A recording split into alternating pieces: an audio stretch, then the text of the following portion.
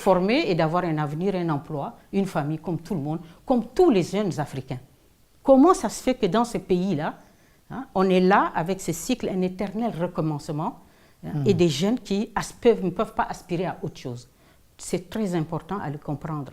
Parce que tout simplement, ces jeunes-là qu'on voit là, ils sont tous des gens issus de toutes les populations, les ethnies qui sont écrasées, humiliées, opprimées par Idriss Déby, qui a mis son clan et une véritable chape de plomb, qui se sont accaparés de toutes les ressources du pays.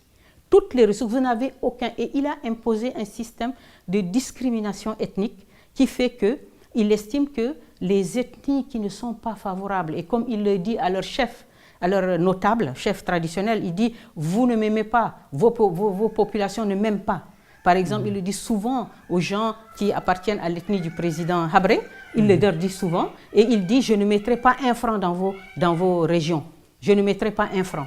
Donc on a un système comme ça, une espèce de répression, de machine à tuer les gens. Vous n'avez pas accès à des formations. Dans vos régions, vous n'avez absolument rien.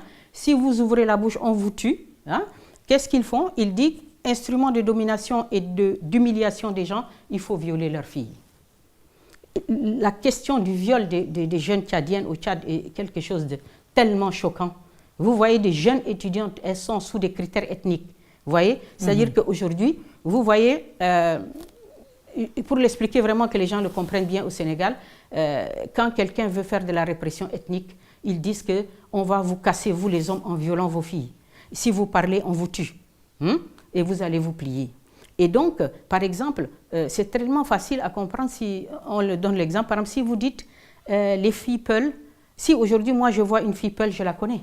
Je sais qu'elle est Peul. Si je vois une fille Wolof, je sais. Si je vois une fille Sérère, je sais qu'elle est Sérère par ses traits. Si je vois une Diola, je la reconnais.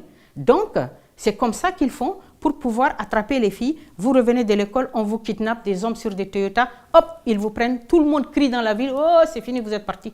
On vous viole, on vous jette sur un terrain vague. Vous parlez, on vous tue. Vos frères ont mal au cœur, ils viennent, on les frappe, on les tue. Il n'y a pas de justice, il n'y a rien.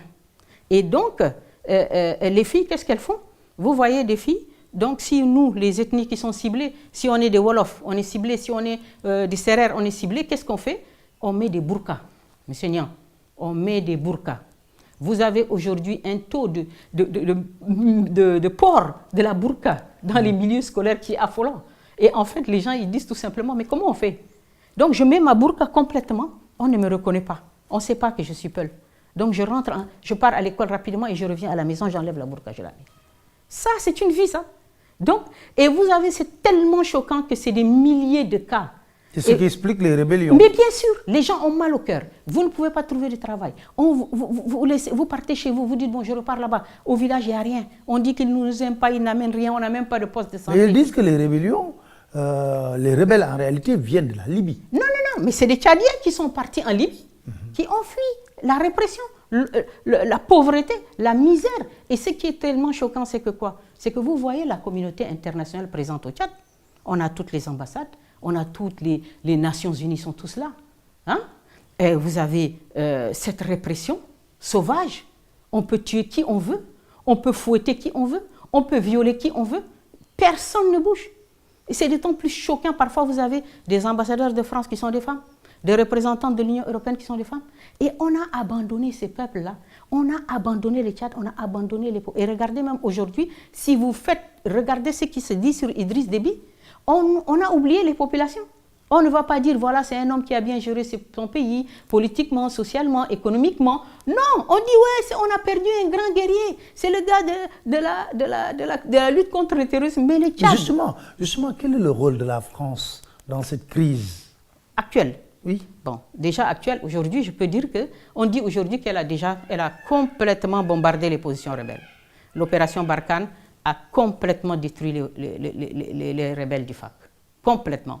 Et ils cherchent même à tuer leur chef. On ne sait même pas aujourd'hui où il est. C'est déjà ça, c'est très important.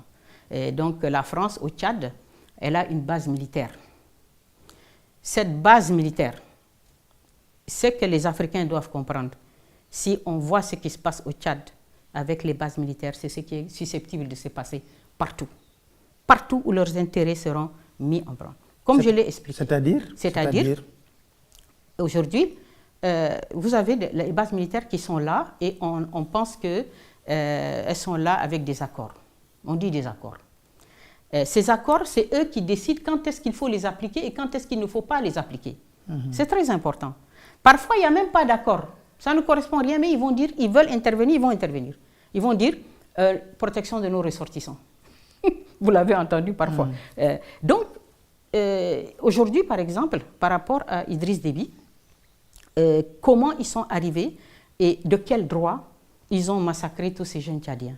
Ce n'est pas seulement aujourd'hui. 96, d'ailleurs 94, 4 ans après son arrivée, 94, 96, 98, 2003, 2006, 2008, 2019, tout ça là, ces rébellions-là, elles ont toutes été décimées par les bombardements des Mirages et des hélicoptères français. Mais de quel droit? C'est ça que les Africains doivent se poser la question. C'est-à-dire que ça pose d'énormes problèmes au Tchad, où vous voyez ce qu'un Mirage fait sur une colonne, ce qu'un Mirage peut faire, déchiqueter des jeunes garçons de 16 ans, 17 ans, au nom de quoi et de quel droit? Elles le font, parce que pour elles, c'est elles qui décident, puisque le régime en a besoin, on estime. Quand c'est eux qui font des opérations pour, par exemple, sortir par exemple le président Habré, ils ont monté une opération au Soudan avec la moitié de l'armée soudanaise. Gaddafi a donné l'argent et les équipements et ils ont mis Idriss Déby du Soudan. Ils sont venus pour faire la guerre et faire tomber le président Habré. Maintenant, quand c'est des autres, maintenant c'est eux, ils les qualifient, maintenant c'est à la mode, terroristes, islamistes, machin, chouette, djihadistes. Ils ne sont ni des djihadistes, ni des islamistes, ni des terroristes. Ce sont des jeunes Tchadiens complètement opprimés, humiliés. Et c'est cette rage au cœur qui les a fait hier décimer la garde présidentielle. Vous avez vu? C'est-à-dire que la rage, la volonté d'en finir avec cette répression, avec l'impossibilité d'avoir une vie digne et normale, c'est ça, dans cette confrontation-là, c'est ça qui a permis à ces jeunes-là de décimer complètement et jusqu'à de toucher Idriss Déby. Alors, aujourd'hui, pour assurer la transition, on a mis en place un conseil militaire de la transition. Est-ce que vous êtes d'accord avec cette formule? Vous savez, normalement, puisqu'on nous dit que c'est l'ère de la démocratie, c'est l'ère de la démocratie, c'est l'ère où il faut respecter les institutions. Et donc, ce qui était prévu, c'est un président qui meurt. Un président qui meurt, c'est une vacance. Et la constitution tchadienne dit qu'il faut que le président de l'Assemblée nationale, qui est là, et qui donc devait prendre cette vacance, gérer cette vacance jusqu'à organiser des élections. Mais les Français, ils n'oubliaient pas qu'aujourd'hui, il y a plusieurs éléments qui concourent à expliquer ce que moi j'appelle la mise sous tutelle du Tchad. Vous pensez que le Tchad est mis sous tutelle en ce moment? Oui. Le Tchad, il est mis sous tutelle parce que vous savez, quand on a le Conseil militaire de transition, là, quand on voit la liste de tous ces gens-là, ils ne sont pas capables aujourd'hui de dire Idriss Déby n'est pas là, nous on se force et on met ce jeune garçon. Parce que ce jeune garçon, quelle est sa légitimité? Si c'est le clan qui est au pouvoir, il y a les enfants d'Idriss Déby. Ah, il n'est pas enfant d'Idriss Déby? Non. Enfin, maintenant, officiellement, oui, puisqu'il l'a reconnu, c'est un fils adoptif. Donc, c'est le fils non reconnu d'un ancien officier tchadien, que tout le monde connaît, et que lui, il a rencontré dans une caserne. Parce que lui, étant donné que c'est un règne presque militaire, et qu'il faut rester avec la répression pour tenir les gens, donc, il cherchait en vain, parmi ses enfants, quelqu'un pour faire jouer ce rôle-là. Il ne l'a pas eu, parce que ses enfants n'étaient pas intéressés par la chose militaire. Donc, il a essayé de coupler les choses. Je mets celui-là que je reconnais, qui va tenir l'armée et avoir les moyens de la répression. Et puis un autre, parmi ces deux enfants, il y en a un qui était son directeur de cabinet, l'autre était un ambassadeur du Tchad à Abu Dhabi. L'un d'eux, et il hésitait, lequel je vais mettre vice-président.